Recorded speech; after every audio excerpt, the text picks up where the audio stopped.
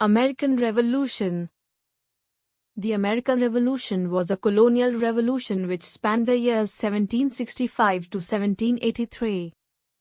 Colonists, not surprisingly, refused to pay taxes to a body to which they had no representation.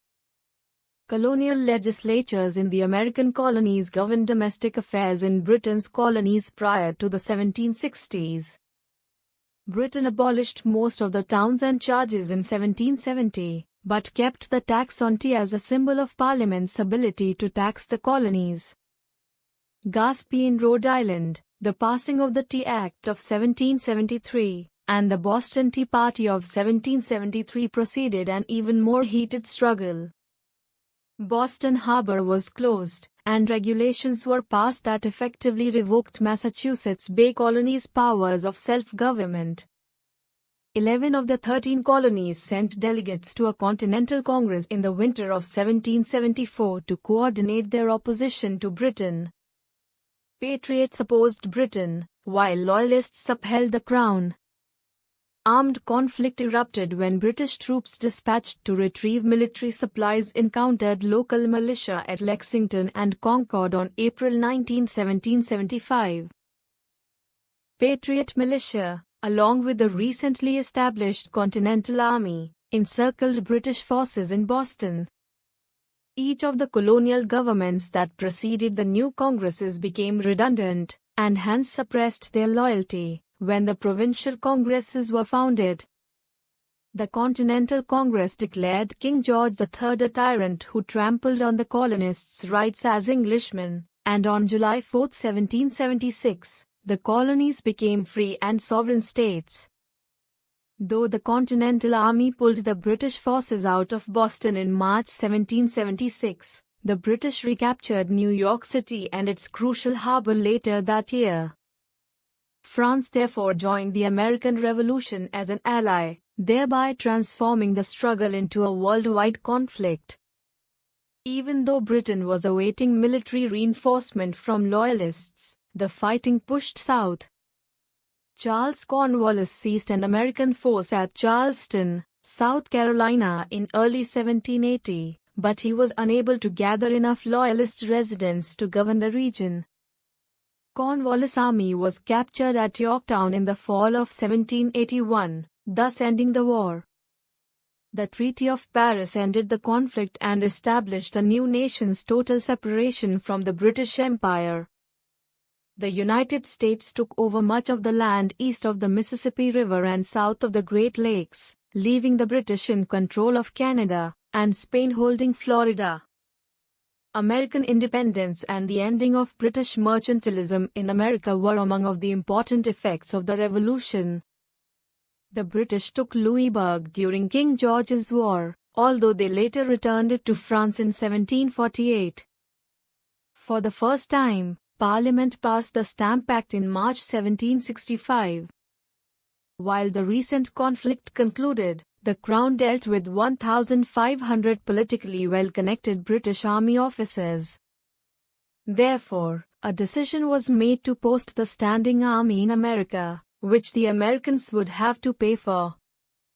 The Sons of Liberty, which established in 1765, employed public rallies, boycotts, and threats of violence to enforce a tax boycott. Several state legislatures demanded unity and sent delegates to the Stamp Act Congress in New York City in October. Parliament debated whether to send an army to enforce the stamp fee, or if they should remove it entirely.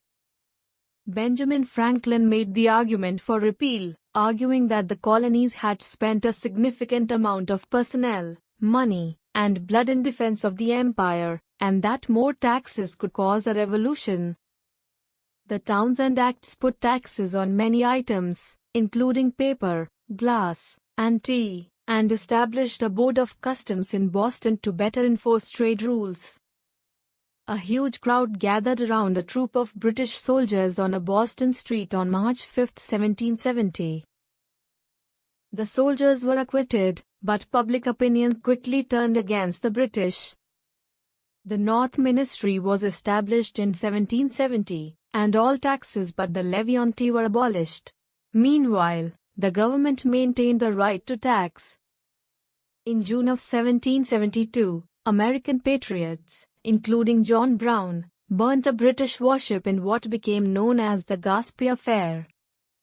Samuel Adams in Boston established committees of correspondence in all 13 colonies, providing the basis for a rebel administration. As opposition to British operations increased, the committees took control of the state and municipal war effort. Governor Thomas Hutchinson and Lieutenant Governor Andrew Oliver called for the direct payment of colonial officials in letters that were published in the private press in 1773. The letters' contents were presented as evidence of a deliberate plan against American rights, and his recall was demanded by the Assembly.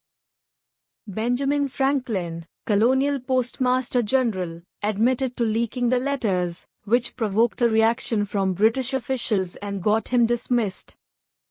In the meantime, Parliament approved the Tea Act to aid the British East India Company undercut the smuggling of Dutch tea. On December 16, 1773, a gang of men, costumed to resemble indigenous people, boarded ships belonging to the East India Company and dumped 636,000 pounds of tea into Boston Harbour. The British government followed by passing the Intolerable Acts, which further darkened colonial attitudes towards the British.